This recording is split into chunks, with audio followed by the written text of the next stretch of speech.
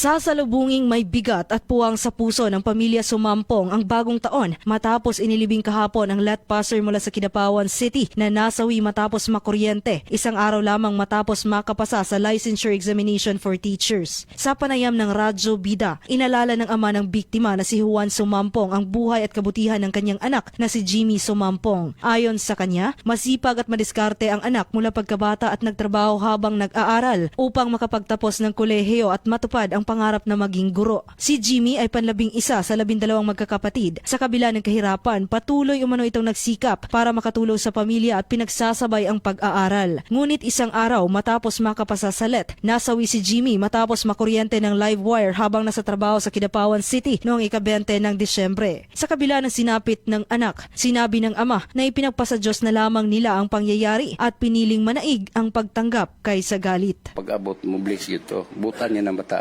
Wala ko'y kasuko o wala ko'y pagmahay tungod kay nakasabot na ko sa kinabuhi sa tao nga ang tanang tao, mabata man o tigulang, may kinutuban. Hinula man lahat ang kinabuhi. Samantala, emosyonal ding nagbahagi ng salaysay ang kasintahan ng biktima na si Maika Camus. Aniya, ang kanilang huling tawag at mensahe noong araw ng paglabas ng resulta ng let ay siya na rin palang huling pagkakataon nilang magkausap. Dagdag pa ni Maika, marami pa sana silang pinapangarap kabilang ang planong pamamanhikan matapos ang kanilang tagumpay sa board exam. Sa kabila nito, nananatili umano sa kanya ang alaala ni Jimmy bilang isang mabuting tao at inspirasyon. Perti na ko ambak-ambak kay alpitin ang gudming duwa. Kan kay mig pangandoy pagod.